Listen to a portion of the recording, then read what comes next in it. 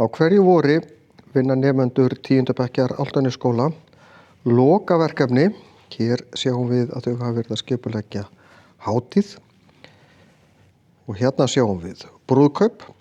Þau þurfa að gera fjárhagsáætlanir þannig að dæmið gangi upp og þurfa að gera rekstraráætlun þannig að sýna fram á að reksturinn gangi. Hérna sjáum við skemmtilega plötubúð.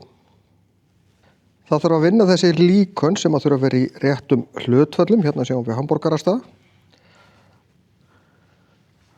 Og hérna er baðlón. Ansi mikið unnið í smáatriðum í sumum af þessum líkönum. Hérna sjáum við aðra skemmtun, eða þetta átti að vera hátíð. Sjáum hérna tónleikasvæðið. Hérna sjáum við svo matarvagn, en þetta líkan var þrívíddarprentað.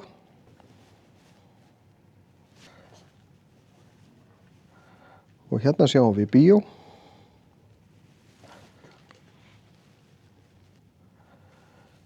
Og hérna sjáum við matsölustað. Og hér sjáum við skemmtistað sem er áfengislaus.